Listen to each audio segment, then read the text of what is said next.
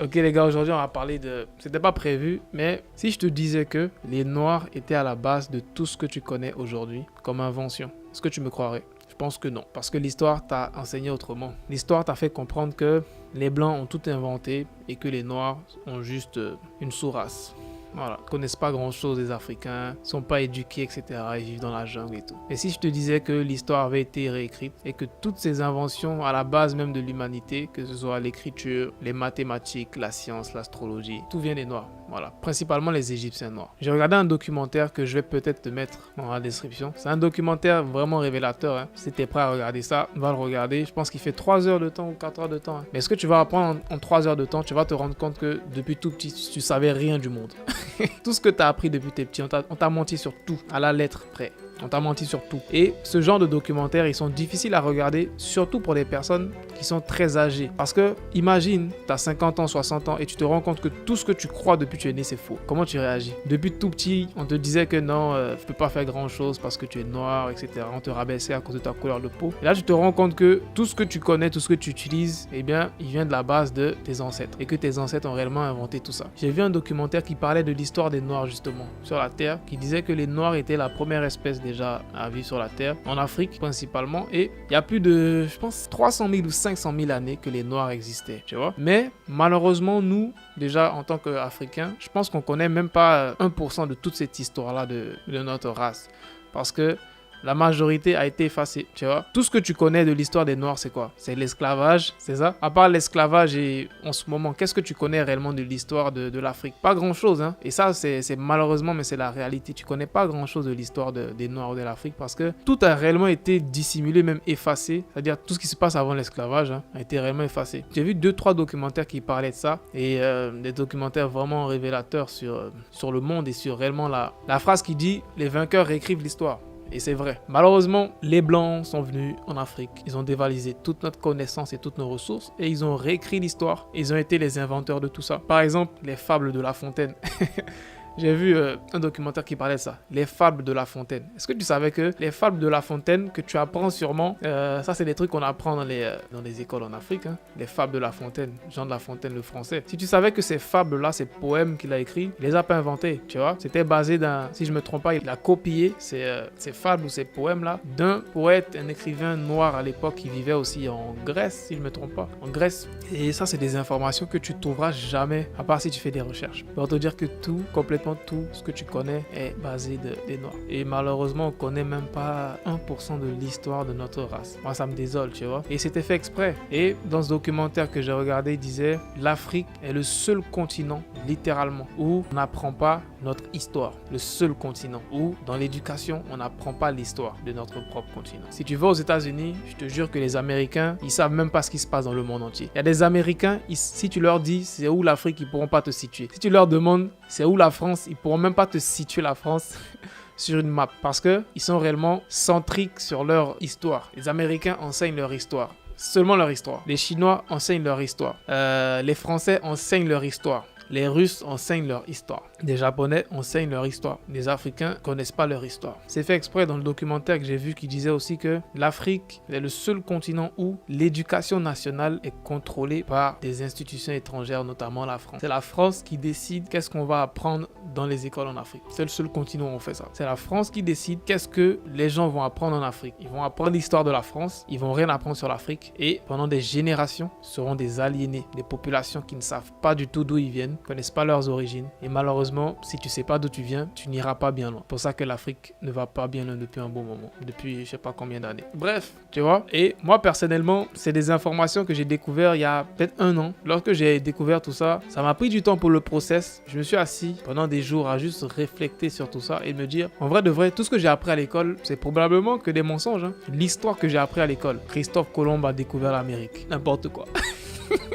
Le gars, c'est en 1700, je sais pas quoi, lui, il a découvert l'Amérique. C'est-à-dire que bien avant ça, personne n'est allé là-bas. Et tous les monuments, toutes les pyramides, toutes les constructions inexpliquées qui se retrouvent en Amérique du Sud, qui a envoyé ça là-bas? Il y a plein d'études qui montrent ça. Ah, mais pas plein d'études, hein. Quelques études parce que les gens n'aiment pas faire ce genre d'études, qui montrent que les mêmes technologies qui ont été utilisées pour construire les pyramides en Afrique, en Égypte, au Soudan, etc., ce sont les mêmes technologies qui ont été utilisées pour construire les pyramides en Amérique du Sud, les monuments, même aussi le monument monument de l'île de Pâques là, avec les grosses têtes, on ne sait pas d'où ça sort de l'île de Pâques, ce sont les mêmes technologies. D'où elles viennent ces technologies-là? C'est-à-dire que si on y croit l'histoire des Blancs, on va se dire comme par hasard, les gens en Afrique et puis les gens en Amérique du Sud qui sont dans deux continents différents ont développé les mêmes technologies à des années différentes. Quelles sont les probabilités pour que ce soit vrai ça, tu vois? C'est-à-dire que moi je suis en Côte d'Ivoire, toi tu es au Japon, on s'est jamais parlé, on s'est jamais vu, mais comme par hasard, on développe les mêmes technologies à la lettre près, sans communiquer. En quoi l'histoire, c'est ce qu'ils disent, que c'est du hasard. Ou alors que c'est des aliens qui sont venus à construire les pyramides, je sais pas quoi. Mais les savants savent, tout le monde sait, mais tout le monde le cache, ce sont les Égyptiens qui ont voyagé le monde entier. Les Égyptiens sont allés en Amérique et ils ont laissé cette technologie là-bas. Ils sont permis à construire tout ce que tu connais en Amérique du Sud. Ils sont allés en Indonésie, les Égyptiens. C'est pour ça que tu vois que en Indonésie, il y a plusieurs peuples en Indonésie qui sont de couleur de peau noire. Par exemple, en l'île de la Papouasie de la Nouvelle-Guinée, c'est principalement des Noirs qui sont quittés ou les Noirs. Et là, on veut nous dire que c'est Christophe Colomb qui est le premier à avoir voyagé dans le monde. Les Noirs étaient les premiers à voyager dans le monde entier. Ils sont partis partout. Ils ont voyagé tout le monde entier. Et les Égyptiens, donc les Noirs égyptiens, ils ont laissé des traces de leur passage partout dans le monde. Parce que peut-être qu'ils se disaient que sûrement quand ils vont mourir, il faut qu'il y ait des traces. Comme ça, on ne pourra pas nier. Malgré qu'il y a des traces, on essaie de nier. En Indonésie, il y a des pyramides. Et sur les pyramides, tu vois qu'il y a les hiéroglyphes ou je sais pas quoi. Il y a des inscriptions. Il y avait des inscriptions. Les Égyptiens, ils aimaient bien faire ça. C'est-à-dire que leur manière de communiquer, c'était avec des dessins. Soit ils dessinaient leur visage ou les visages de leurs empereurs ou je sais pas quoi. Et les visages retrouvés, bien évidemment, sur les dessins de ces pyramides, ce sont des visages à morphologie noire. Quand tu regardes la forme du visage, tu sais que c'est un noir. Pas besoin de te dire. Il a un gros nez, il a des grosses lèvres. Ça, c'est un visage de noir. Et ça, c'est les premiers Égyptiens, bien évidemment. Les Égyptiens noirs. J'ai précisé parce qu'il y a eu plusieurs générations d'Égyptiens. Les Égyptiens après l'invasion des Arabes, c'est les Égyptiens qu'on connaît aujourd'hui. Les Égyptiens qui ont la peau, un peu arabe. Ça, c'est les Égyptiens récents. Mais les Égyptiens, bien avant l'invasion des Arabes, c'était des Noirs. Avant l'invasion des Arabes et de l'islam et tout ce qui a suivi après. Mais c'était bel et bien des Renois, des gros Renois. Même si tu vas sur Google, c'est un cours d'histoire que je te fais. Je ne sais même pas si la vidéo va sortir. Mais c'est un petit cours d'histoire. Voilà. Si tu vas sur Google, tu écris Égyptien hiéroglyphes, voilà, tu vois. Quand tu regardes les hiéroglyphes des Égyptiens, c'est tellement logique. Ils étaient de couleur de peau noire. Eux-mêmes, ils se sont dessinés avec la couleur de peau noire. Qu'est-ce que ça signifie? Ça signifie quoi? Et il y en a qui disent que non, les Noirs en Égypte, c'était des esclaves. Lol, c'était des esclaves. Est-ce que certains disent que les Noirs qui étaient en Égypte étaient des esclaves? On va pas forcément rentrer dans des débats de conspiration, mais des sujets que j'aime bien aborder parce que c'est important de chercher la connaissance, les gars. C'est pas forcément le sujet de notre chaîne. Moi, je parle très souvent de business, mais c'est important de rechercher la connaissance et la vraie connaissance. Parce qu'après, les vainqueurs écrivent l'histoire. L'histoire qu'on connaît en ce moment, c'est pas forcément l'histoire qui est la vraie. Et moi, honnêtement, ce que j'aimerais, c'est que plus de personnes, du moins plus d'Africains, plus de jeunes Africains connaissent cette partie de l'histoire qui a été éradiquée, supprimée. Cette partie de l'histoire qui montrait réellement que l'Afrique est le berceau, le vrai berceau de l'humanité, que les Africains sont réellement beaucoup plus puissants et intelligents qu'on le pense. Et c'est le genre de découverte qui pourrait réellement renforcer ton état d'esprit. Moi, aujourd'hui, quand je vois malheureusement plein de jeunes Africains qui savent pas ce qu'ils vont faire de leur vie, ils sont pas motivés, etc. Ils n'ont pas de motivation pour même reprendre leur vie en main, je me dis, si tu connaissais l'histoire de tes ancêtres, si tu savais comment tes ancêtres étaient puissants avant et qu'aujourd'hui, cette puissance a été réduite à néant, cette histoire, ces centaines de milliers d'années d'histoire a été réduite à néant, je pense que si tu savais ça, ce gros crime-là, ça suffirait pour te motiver toute une vie. Voilà. On n'aura pas besoin de venir te motiver pour travailler, pour changer ta vie. Rien que tu penses à ça, tu te dis, j'avais cette partie de mon histoire que je connaissais pas. Je viens d'une lignée de personnes très intelligentes, très puissantes, qui ont réellement compris les lois de la nature. Et un truc qui me fascine aussi, par rapport à l'histoire où on dit non, Pythagore a créé ci, Thalès a créé ça, etc.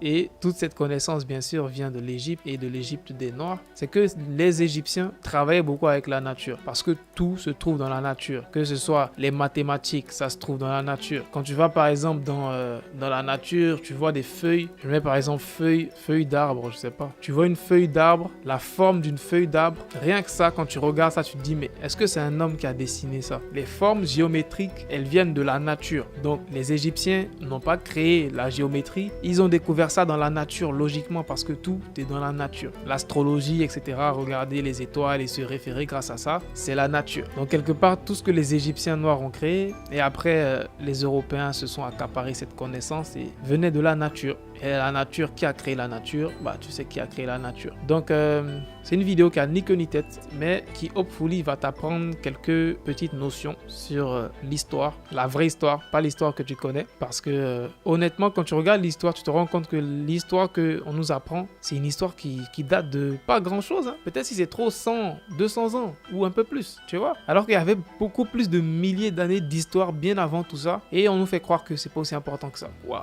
Des centaines de milliers d'années d'histoire. Bref, abonne-toi.